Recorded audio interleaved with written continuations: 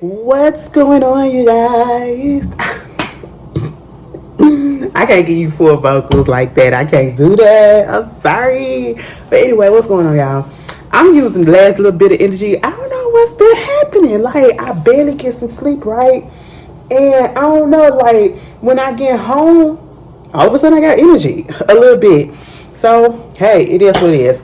I hope you guys are doing well. And I hope if you are in a part of the country that said that it was supposed to be like a little snowstorm, a blizzard, or a cold snap, that y'all are warm and y'all are safe. They told us that it was supposed to be a blizzard out here for this weekend. Baby, do you know we ain't barely get no snow? We got snow. You just got to be careful now because the weather is going down. So therefore it could freeze up.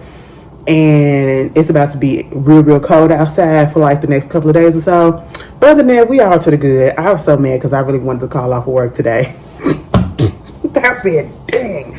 But anyway, we are here for another movie corner, and this time we are doing The Mist, okay? Baby, it came to me because the movie was actually on TV last night. Is my TV crooked? My TV is crooked. Did I bump it? I think I did. Anyway, it came on TV last night, and I was like, oh, yeah, that's one of the movies that I did want to talk about because that's actually one of my favorites. It's in like my top 10, like thriller, horror movies or whatever, if you want to say.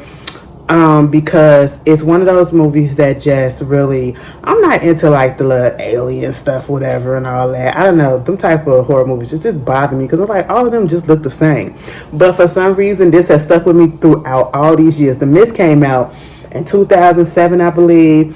It came from the Stephen King book, and y'all know the mind of Stephen King is it's a little wonky, you know what I'm saying? It's a little bit out there, and I just really want to understand. I need to go read the book. I want to go read the book because I don't appreciate the way that this movie ended. And that's why the movie stuck with me so much, okay? Because what?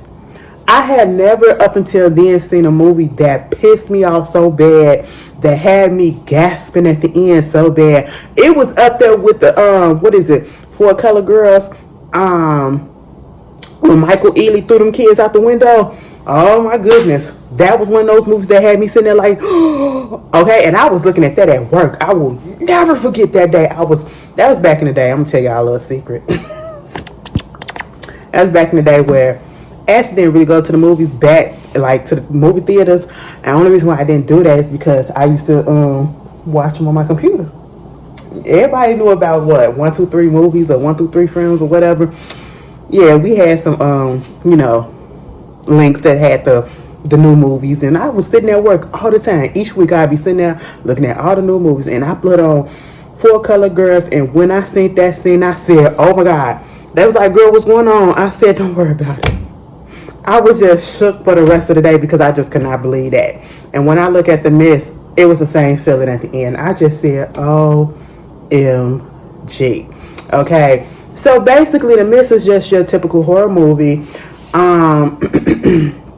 You got this guy, his name is David Drayton, okay, and he like a movie poster type of dude, artist or whatever, because when we see him, it looked like he was painting it looked like a Clint Eastwood movie poster, whatever. It was giving action, you know what I'm saying, one of those old things. And he was doing a good job too, right? So he out there in the town, in this little small city or whatever in Maine. I said, child, yeah, put it all the way up there. Who goes to Maine? Okay, I don't know anybody from Maine. All right, who the freak talk about Maine? Who talks about Maine? Who talks about Rhode Island? We barely talk about Connecticut, Delaware. Mind you, I know a couple of people from Delaware, but who talks about those type of people? Those type of states, okay? For the most part, people probably don't even remember that them states. Anyway, I said, oh, you was up there in Maine by the water and everything. Girl, Ashley gonna be inside. We not living on the coast. We living in the inside, okay? I deal with the cold snap and a possible tornado warning here and there. But baby, you not finna get me on no west coast and dealing with no freaking hurricane. I don't even know if the west coast gets hurricanes, but I do know y'all get earthquakes. I ain't dealing with it. I do know y'all get hurricanes over there on the East Coast. I ain't dealing with it. I know y'all get them things down there on the South Coast. I ain't dealing with it, okay? I I ain't dealing with it. Baby, I can't do it. My nerves is bad enough, okay? I'll be like, where am I gonna go? He up here doing all this stuff. He trying to mind his business and get his work done. You know, he got his little music playing. And it's a storm, okay? Now, Ashley don't do well in thunderstorms like that. Lightning and everything. You know, it depends. It depends. Like, if it's in the wintertime or the springtime, well, no, let me take that back. The fall, going into winter, and you get a little lightning storm or a thunderstorm, I ain't worried about it because what's going to happen? Nothing. You get it in the spring, you get it in the summer. Oh, I'm scared because I don't want to do a tornado. I just said what I said, but I still don't want to do a tornado. Okay? I'm a little too paranoid for that stuff, okay? Just put me in a box, okay? Just lock me up somewhere. I just can't deal with it, you know, at this point. But all of a sudden, they hit this big boom and the power goes out. Now, we didn't probably, the majority of us didn't been in something where the power went out before, like a storm or whatever. And y'all know how tedious that can be, especially in the summertime.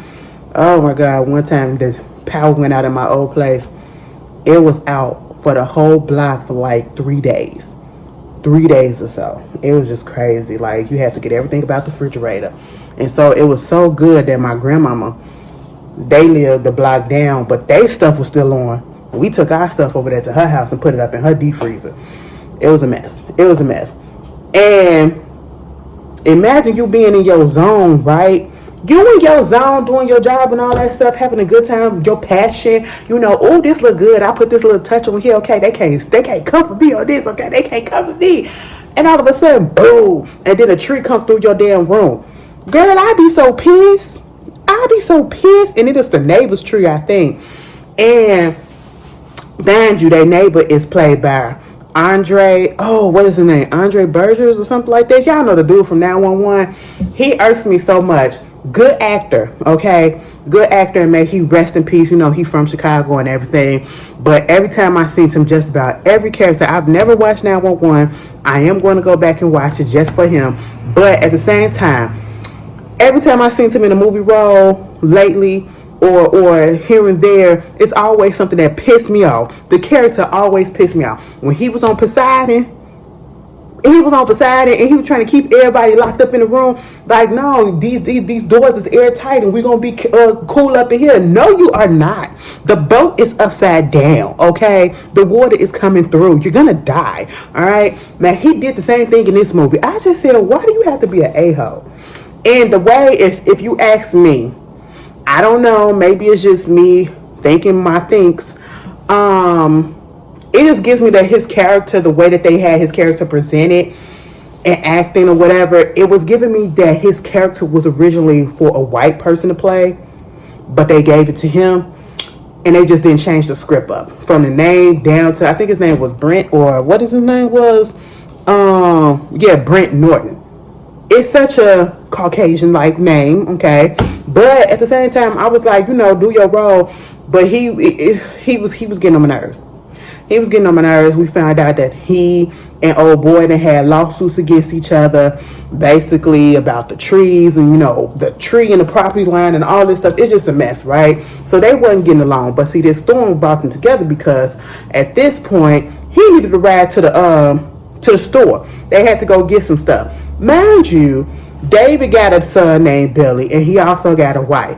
So Billy want to go with him to the store. Billy didn't want to stay home with the wife, and it's possibly a good thing. Well, I was about to say it's possibly a good thing that, you know, Billy didn't stay at home with the wife, because we saw what happened to the wife. We'll get there in a second. But we also saw what happened to Billy, too, being with the dad. So he was in a lose-lose type of situation. Oh, my God. Why did Stephen King do this, okay? Y'all know I do not like when stuff happens to kids. I really don't. It was just a mess. So Brent was like, if you're going to the town, you're going to the store, you know, do you mind if I come with you? They go to the store, all right? Next thing you know, they realize that there's no cell service. Not only is there no cell service, I don't even think the radio stations was really working. The only thing that probably was working was the emergency stations.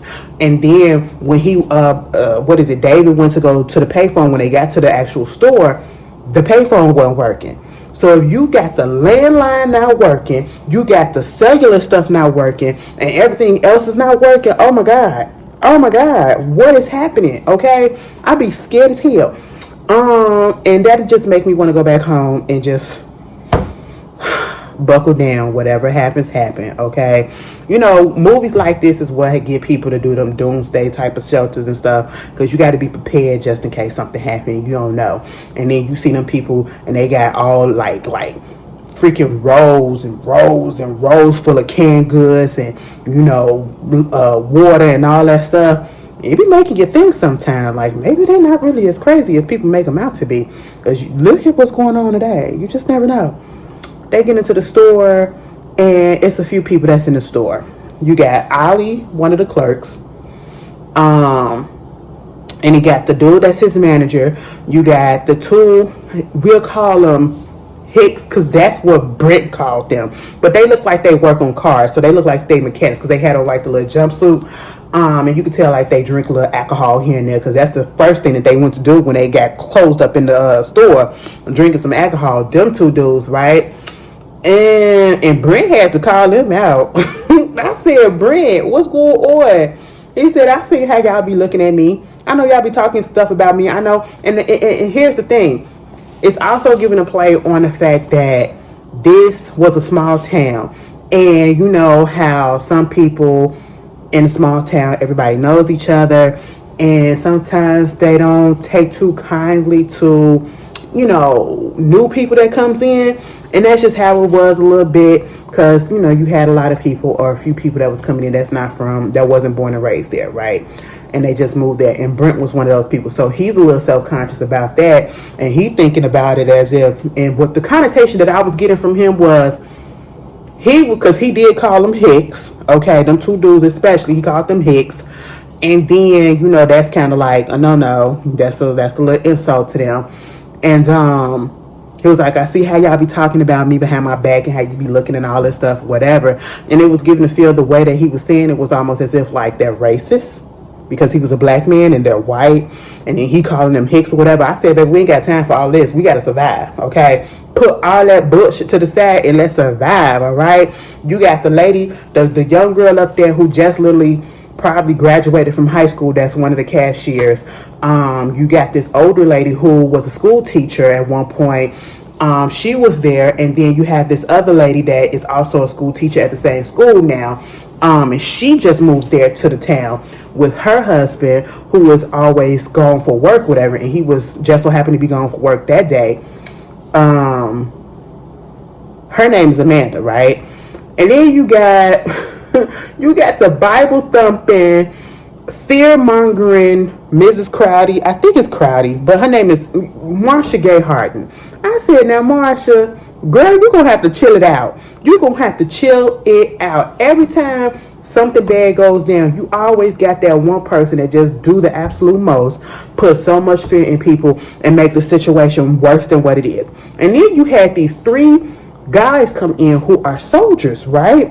And I'm sitting here like, oh, what's going on with that? You know, they supposed to be going on leave, and they was just stopping there to get some stuff. And next thing you know, the MP comes in and tell them, no, ain't no leave. Everybody got to go back to the base. Now, there's this base up in the mountain, and they got this project called Arrowhead.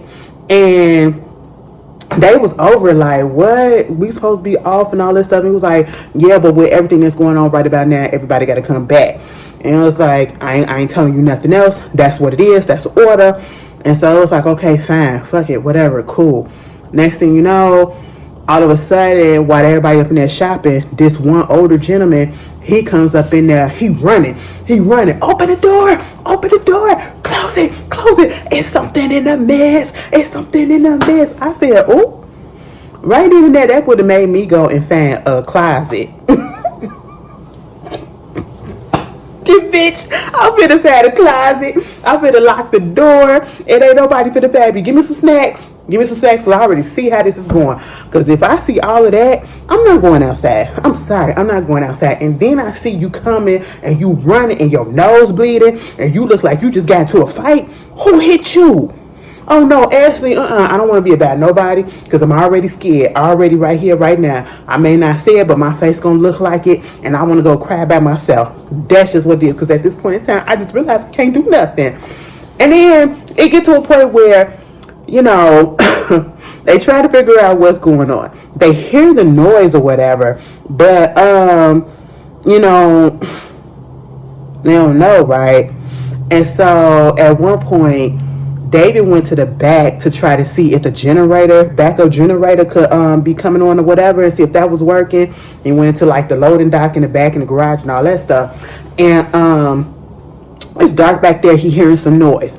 And next thing you know, he see the garage door to the loading dock. That thing is pushing in like somebody is pushing on it, and it's all this groaning and noise like somebody out there, a beast or something is out there. So he like, hold on, let me come and tell somebody what's going on. So he tried to tell the people, the three dudes, the mechanic, two dudes, and Ali or whatever. They don't really believe him, but then they go to the back, and then you got the other bag boy Norm who's there too, right? And you know, he was like, I'll go out there and you know, try to turn on the generator and come back. And David trying to tell him like, it's something out there. I don't think we need to go out there. Okay, they like, dude, you tripping, you ain't hear what you heard. And on the one hand, it's understandable that you will have somebody or you will have people. I feel like this is crooked. I feel like that's better. This whole time y'all had me sitting here crooked. On the one hand, it's understandable that you will have people that doubt something like this going on, because it's like, we living in reality. We only hear about sci-fi stuff and supernatural stuff when we write it, when we reading a book on it, or when we watching a movie about it. We don't think something like this is going to actually happen. So maybe you just exaggerating, and you know, we in shock and all that stuff, and maybe this your way of coping. And so they not really believing him, but at the same time, it's like, maybe you could have given a benefit of a doubt, seeing that all of this mist is outside, and it's not regular mist that you have when it thunderstorms or, you know, coming off the water and all that stuff. It's not regular mist. It's real thick. It's like somebody smoking a hookah outside and it's just playing on the ground. That's what it looked like, right? And I'm just like, give him the benefit of the doubt. Baby, Norm opened up that garage door. He was like, pussy. I said, now hold on, Mr. Norm. That's why you got what you got, okay? Baby, he went out there. He wasn't even ready to go out there. That thing came through and snatched him. They was like, oh my God, you know. And I was just like, damn, Norm, you gonna be gone. They cut the tentacles trying to get him. And then, of course, David is pissed because David is like, y'all the one that told him to go out there. You was encouraging him, and I'm telling y'all not to let him go out there, whatever. And it was like, I got his blood on me, and it's on your hands because you killed that boy. You got that boy killed. We're like, I didn't know. I thought you was lying. I thought you did this. I said, I mean, we can play the blame game, but this ain't the time for it. We need to go back and we need to go tell everybody what's going on. So he tried to tell the people, but he wanted to tell it because at first they didn't want to tell him, but they realized that they did have to tell the people. Now, see, David went to the person. He went to the wrong person. If anything, he should have told Amanda, okay? Amanda was the one that he trusted with his son right off the bat, all right? But then you go tell freaking Brent. He was like, listen, this when he got pissed off at them and called them hicks and said, oh, I see the way that y'all be looking at me and talking about me and all that stuff. And woo, woo, woo. I said, calm down. Oh, because I sued you. You already won. We went to court and we already won. So you want to play games or play pranks or whatever? This is not the time, okay? We don't believe in the supernatural and all this stuff. And you want to talk about some tentacles and all this? David said, why don't you just come back to the back and look at it? He said, I'm not going to do that. I'm not finna do that. And I said, just go back there. And I feel like he felt, Brent was giving me that he knew in his heart of hearts that David probably was telling the truth. And he just didn't want to admit it because he ain't like David. Okay? And so he just gonna put this firm stance and say, I'm not finna go back there because I feel like you're playing games. So the manager dude, he comes back there and he looked and he was like, what? Because they saw it. And then that thing disintegrated. I said, oh, child, it's time to get the hell up out of here. Okay. He come back in there and said, listen, y'all, we got a problem. And still, Brent wouldn't even want to, he didn't even want to pay attention to it. He didn't want to listen. You got multiple people saying that they saw this, and it's not a joke. You got somebody who wasn't even back there when it happened, who went back there to see the aftermath and saw the freaking tentacle that was cut off and saw it just, evaporate, and you still don't want to believe. And I said, oh, okay. Next thing you know, you got people wanting to go out. He getting people basically to get on his side and to, think the way that he think, and come to his turn, who feel the same way about him, about where he's at in the thing, meaning trying to get up out of there. Because some people are just like, we might as well just stay up in the store because we got all of what we need up in the store. But it's like, eventually that's going to run out, and why would we want to stay here at this moment? We don't know what's going on. And at the same time, it's like, why would you want to go out there in the mist? You don't know what's going on. And so him and this other guy, they said they'd go out. Okay. I think they were trying to get a car. What was they trying to get? Oh my goodness. They was trying to get something. But he told them Brent was so bent on going out there, and, he didn't care. He didn't care. They was trying to go get a shotgun from the truck, from one of the customers' truck, right? And then there was this other guy that was like, I'll go out there with you, okay? Now I'll go get it. I think Brent went out there too, but see, David said, well, if y'all gonna do this, put this rope around you so we can see if you make it at least 300 feet. Brent said, nigga, I ain't finna put no rope on me, okay? But the other dude does. They go out there. Brent never comes back. Brent got fucked up. And then old boy did too. Baby, the part where, and this was the moment where I first was like, it made me squinch so bad, because it made me cringe so bad. One thing I don't like seeing people getting their Achilles hit or cut or whatever in there. I can't stand that. I cannot stand that. I will never forget when I saw that movie Hostel, and he was sitting up in that chair and they sliced his Achilles, and when he stood up, he fell. Woo! That shit, ooh, that messed me up so bad. It just does something to me that I just don't like. I'm squeamish like that. And this is another one. When somebody is pulling a rope and with their bare hands, and then all of a sudden it goes real fast and it cuts through the hands. That's exactly what happened with David. He was holding on to that rope, and then whatever was up in the mist just came through and just pulled him, and pulled old boy, and it was just going so fast that it was burning through his hands. I said, oh my God. And I was so glad somebody heard him, gave him an apron to hold on to him, and then they wound up pulling half that man's body back. And we ain't never see Brent again. I said, see, you always on the wrong side of things, Brent. Damn, well, look, that was your fate, And so now they realize, yeah, stuff is bad. So you get up in there, and of course, with all this going on, you got the lady who is Marsha. Marsha Gay Harden character just fear-mongering and preaching and, talking about this is the end of days, and this is Revelations, and, this is God coming back, and all this stuff, and Satan, and all this. And here's my thing when it comes to these religious, holier-than-thou, fanatic extremists. You want people to turn to God, right? Turn to your particular religion, okay? You want people to do that. But you do stuff like this, and it's more so fear-mongering. I get the situation that you're in because it's a scary situation, but yet you're fear-mongering. You're making it so scary. You're trying to scare these people into believing in God and scare them to coming into the religion, scare them to, thinking that this is the last days and all this stuff. That will make me want to turn to whatever it is that you're trying to. That'll make me want to go away because I'm scared. And they had to tell her that, you up here scaring the people. All right? And so you got that going on. And as this goes on, they find out Ollie know how to shoot guns. I said, oh, look at little Ollie. Ollie said, I was the state champion like in 1996. I said, baby, this is 2007. Can you still shoot? He said, try me. I said, oh, okay. My bad. But meanwhile, after they do that, it's at night, right? They trying to go to sleep. Everything cool for the most part. But then they start hearing some stuff. Mind you, they got lights on, right? Because they don't have no generators or whatever. So they got like the lanterns on and, for like hiking and camping and stuff. And that's lighting up the place for the most part, but not so much.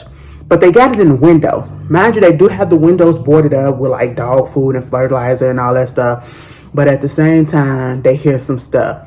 Bzz, bzz. I said, wait a minute, what's that? Bzz. I said, Ashley don't do insects. Ashley don't do insects. What is that? Girl, that big ass mosquito.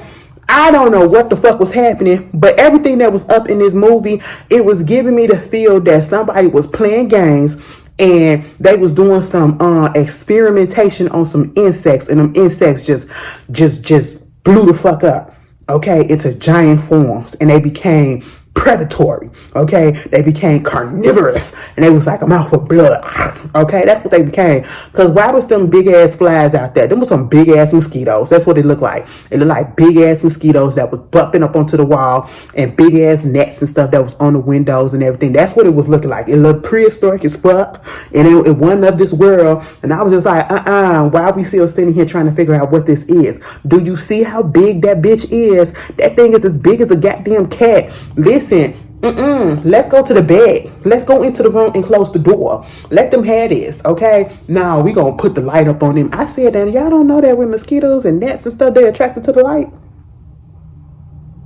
Turn the fucking light out.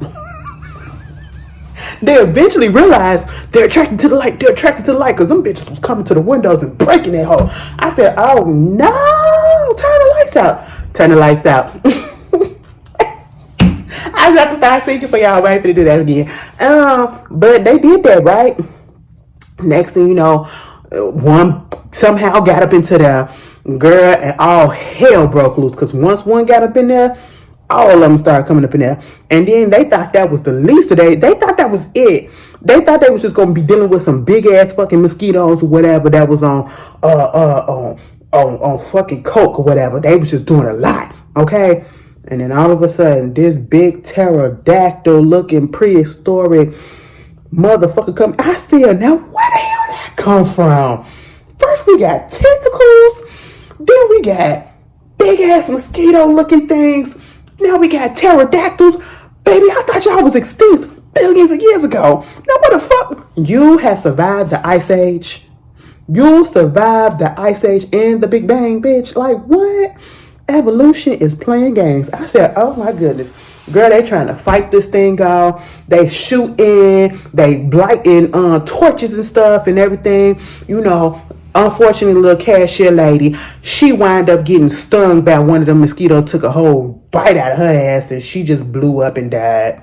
Her face swelled up like she had an allergic reaction and died, which told me that whatever they put up in her was poisonous, okay? Man, she just talked to one of the dudes that was a little soldier, whatever, and was like, how come you ain't never asked me out when we was up in high school? I knew you wanted to get with me.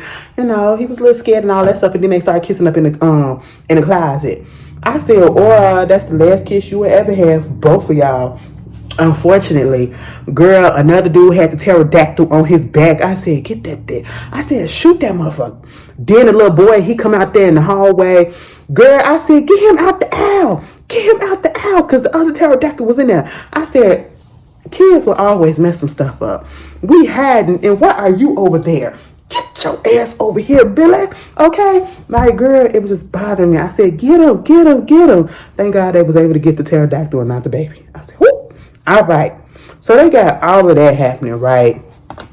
And so at this point in time, the lady that's doing all the fear-mongering and the religious talk, because she was saying, oh, they're going to come at night. They're going to come at night. Here goes somebody else. She was right. She was right. They did come at night. I said, oh, Lord, this is how you do it. When stuff like this happens, this is the moment where you have people that come together and people that want to just take things and run with it.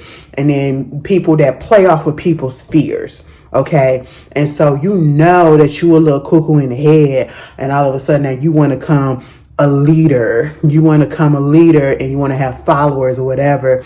And because something happened and you just so happened to so-called predict it, which it wasn't something that you predicted. It was just natural. It was just a given. Common sense that this wasn't over. Like something is in the mist. Eventually you was gonna see what was in the mist. And so now people looking at you like, oh my God, you know the future. Oh my God, you can predict what's gonna happen. Oh my God, God speaks through you and all this stuff. And I'm just sitting here like, this is how false prophets are born, right? This is how we get cults. Okay. Now if stuff that didn't happen to her didn't happen, she'd be a cult leader. If she would have stayed around, she would have been a cult leader. Okay. You got her doing that. And then it comes to a point where the David and his crew, which is Amanda, what is it? The old lady, the teacher, the old teacher, the people that was in the bag, Ali, that first saw him in the tentacles and what happened to Norm, them the people, they all together, okay? And they like, before shit get worse, because she up here gaining followers or whatever, we need to go ahead and go to the pharmacy, because when they had that little attack and they was burning them things down, one of the people in there, he got burnt up so damn bad, he was telling them to just go ahead and kill him because he couldn't deal with the pain. And they was like, no, we got to go to the pharmacy and we're going to have to get you some medicine or whatever. Now they're going to tell them, don't go to the pharmacy. Don't go to the pharmacy. This is what's supposed to happen. I said, get the fuck up out of here, okay? They went on ahead to the pharmacy, and you want to know who I was surprised went to the pharmacy too out there in that miss that was next door? Miss Old Lady Teacher. She went on ahead too. She was gangster, okay? Because she said, listen, I may be older in age, probably older than everybody else here, but I'm not just finna sit down and die. Okay, that's not what's finna happen. I'm finna fight for mine. I said, all right. She went over there to the pharmacy. They was like, why is the door open? Who was up in here, girl? They looking for the medicine and all this stuff. They trying to be careful and everything. And then all of a sudden, the store manager or whatever, or one of the dudes, I think it was the dude that had ran into the store at the beginning. He was like, I hear something. You hear like this, like something rustling or whatever. Girl, this is one thing that I can't stand. I do not like it. Make my skin crawl. I don't like spiders. Like, I can see a spider, okay, fine, but I just don't like them things. I don't want to see one up close. I don't like big ones. I don't like when they get a babies and all of them things just come sport. Oh my God, it just makes my skin crawl. I don't like it. So next thing you know, they getting the medicine and everything, and they see cobwebs of people in cocoons of the fucking silk shit, the cobwebs from the... I was like, oh my God, what is this? Why is they up there like that? Cut them down. I was like, well, they dead, because I don't see none of them moving. But then all of a sudden, one of them put the hands out. I said, he all right. Get him down. And he had to be black. Come to find out, it was the MP officer that came in there in the other store and told them to get the fuck about there, because we got to go back up there to the base. Okay, I said, I thought you was supposed to be going to the base. What is you doing down here in the pharmacy? What had happened was, okay, he up there and he was like, I'm sorry, I didn't mean to, okay, we did this, this is our fault. I said, you confessing your sins because you knew that you was about to die. I said, nigga, we don't do all that. We take it to the grave, okay? You should have took that shit to the grave. You should have took it to the grave. I said, oh God. What happened was, they tried to take him down, right? Baby, he fell on the floor, and next thing you know, because at one point he was like, I feel it all up in me. They're all up in me. Baby, his body busted open, and all them spider babies started coming out. I said, oh my God. Why is these spiders on crack? It was giving very much arachnophobia up in there, okay? It was giving 8-legged freaks. I said, oh no, because then all of a sudden we see the big spider. I said, kill that thing, please, kill that thing. Somebody got killed up in there again. Baby, the rest of them was able to get back to the pharmacy. And then David was like, we're going to have to talk to old boy and the soldiers that was there, because why he kept on talking about something, we did this, this our fault. So he found old boy, the one that was kissing old girl, and took him to the back. And the dude that had the jumpsuit on with the red hair, he didn't convert it. After seeing what he saw over there at the pharmacy, he didn't convert it to the followers of that filmographer lady, right? And I said, oh, that's all that it took because you saw them dead bodies and you saw all that stuff happening and all that. Not what the stuff you saw firsthand, but that, oh, okay, you all turn to her mess. That ain't God. That's some bull what she was doing. And I was just like, okay. He noticed that they went to the back. He noticed that they went to the back. And I said, oh, leave him alone. Leave him alone. Don't do nothing. Come and find out.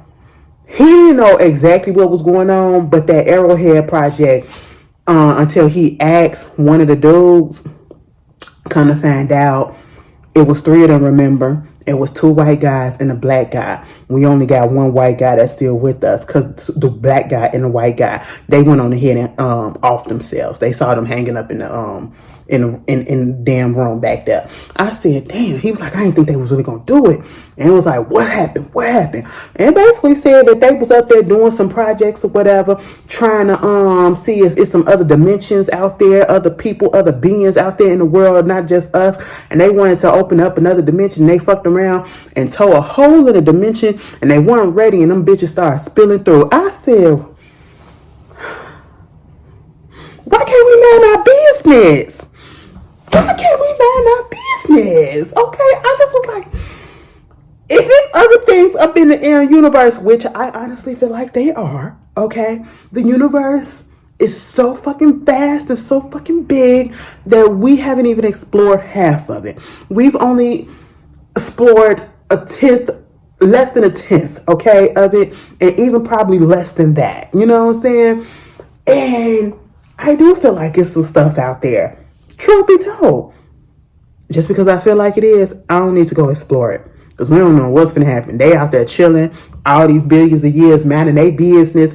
We don't need them coming over here minding ours, okay? We don't need those problems because we just don't know. All right? Leave that shit alone. And then you go cut it open and these motherfuckers just spilling through. Blue, blue, blue, blue. Okay? And ain't nobody prepared. And then y'all trying to be quiet with it. Y'all trying to be quiet with it. And then this fool come back there and bust up the spot. And then they trying to bring it. He knows what happened. He knows what happened.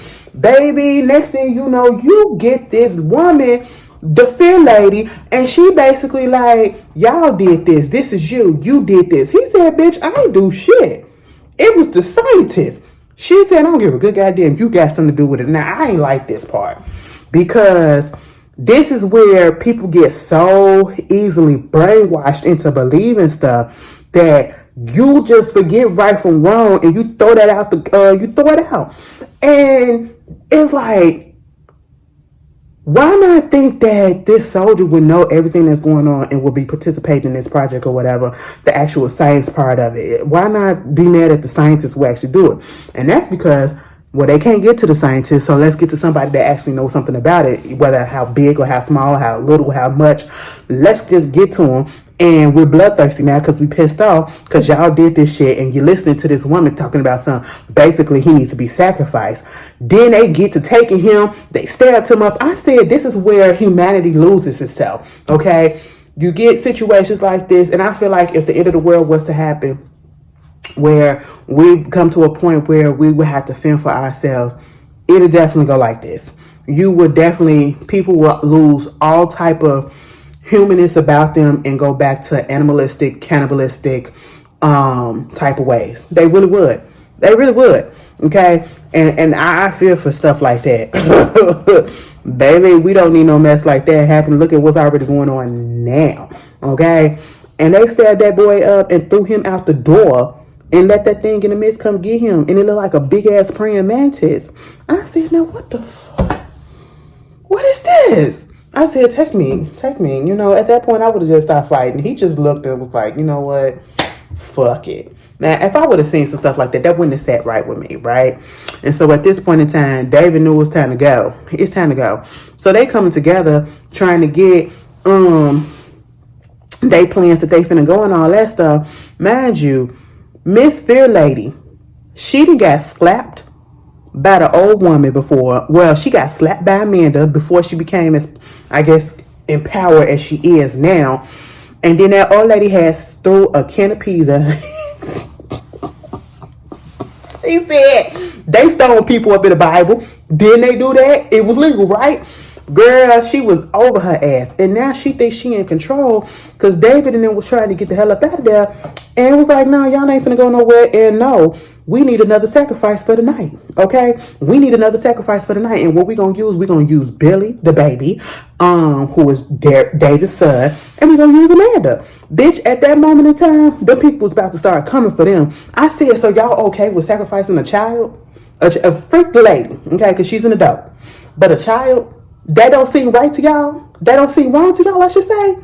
I said, oh my God, so y'all, it took less than 24 hours to lose all sensibility and all humanity. That's scary. That's scary. And at that point, Ali came out of nowhere, shot that bitch in the stomach, and then shot her in her head. I said, that's what it is. You have to do what you got to do, Ali. Ali said, I ain't know no other way to stop it. David was like, that's why I said thank you, bro. It's all to the good. And he said, now we finna get our shit and we finna get the fuck up out of here. Y'all can keep this. They found that car.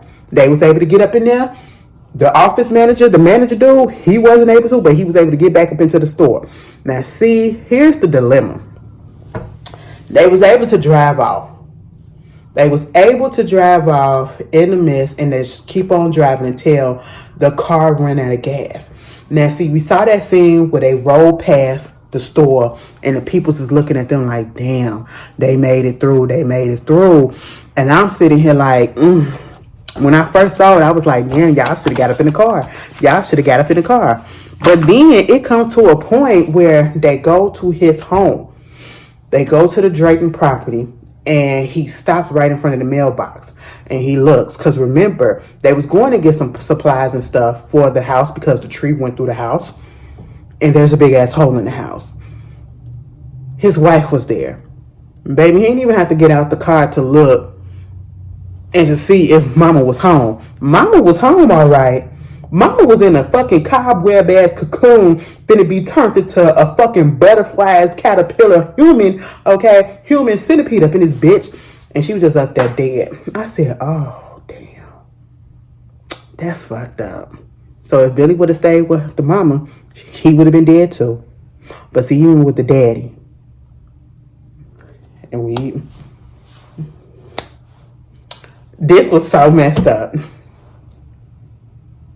He went with the daddy.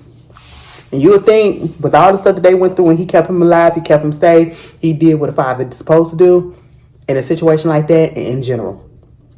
The car stopped because it ran out of gas. And it was like, you know what?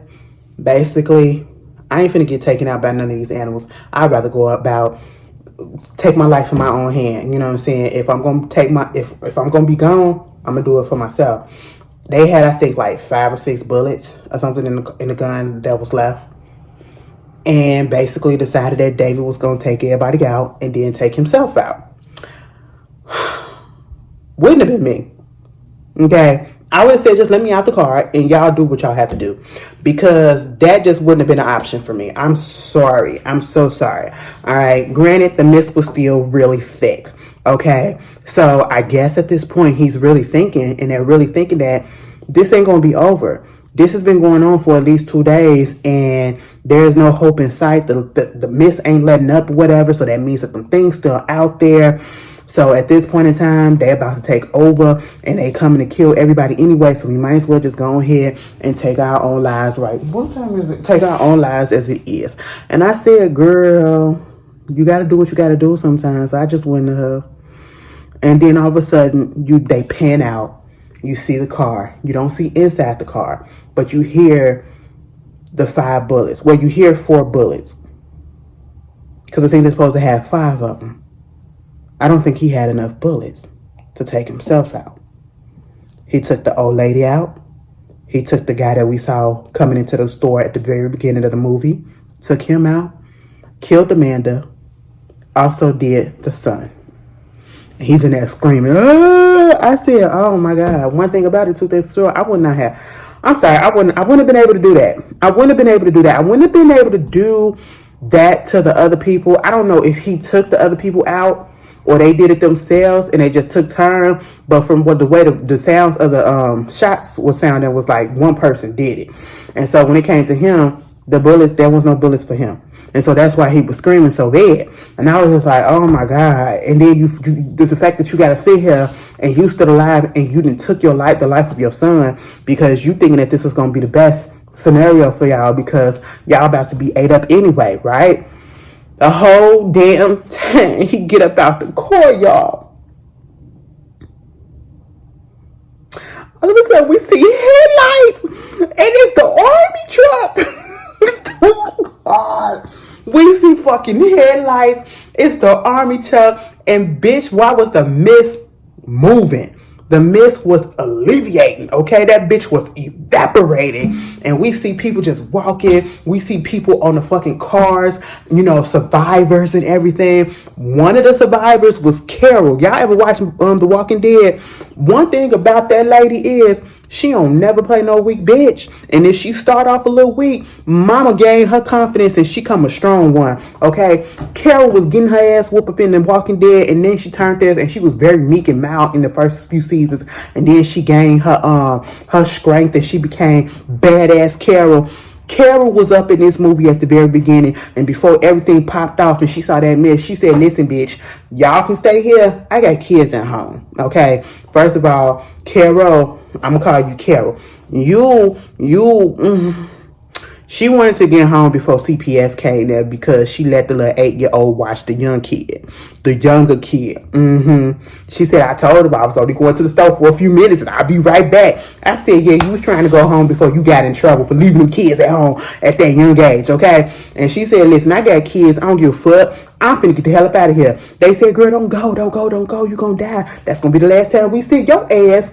Nope, Carol wound up surviving. I said, bitch, anytime Carol is in a movie, I'm going to follow her.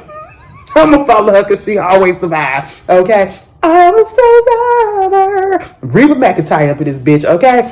Girl, that man had a fucking mental breakdown. Girl, he just kept on screaming, and the army people was just standing there looking at him like, girl, what? I said, sir, he just killed everybody up in the car because he thought that y'all ain't had this shit under control. And couldn't find out y'all did because y'all don't never be telling us nothing. Y'all never be telling us nothing. Baby, you could have told us that, you know, you had it under control and all the people, it was cool. But then again, how was y'all going to say it because all the communications and stuff was down?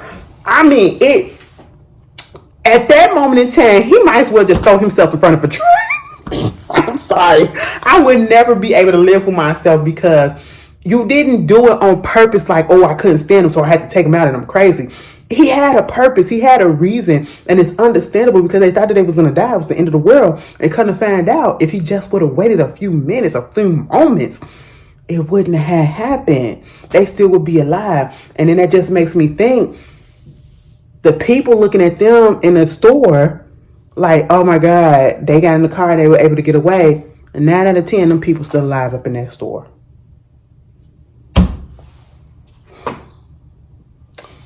This movie was a mind fuck, okay. Baby, when I first saw it and when he took his son out and he was screaming in that car, I was sitting there like, what? You mean to I wouldn't have been able to do that. I wouldn't be able to do that. No matter what it was, I just would have been able to do that. And now you gotta live with that. Baby, I need a part 2 to make him to see if he survived. Like, what did he do? Give us a 10-minute after a 10-minute update. Okay, that's all we need. Did y'all ever look at I know the Sci-Fi Channel had put up, they did the Miss series. I don't know if it had 1 or 2 seasons. And if it did only have 1 season, I don't understand why they canceled it. It was actually kind of good to me. But if you watched it, put it down in the comments. But yeah, y'all, I want to talk about The Miss. You guys tell me how y'all feel about it. And if you want to watch The Miss, I believe it's on Hulu, but it's also on Stars for sure. So if you have the Stars app or whatever, you have on demand, you can just find it on there. But you guys tell me how you feel, and I will see you guys later.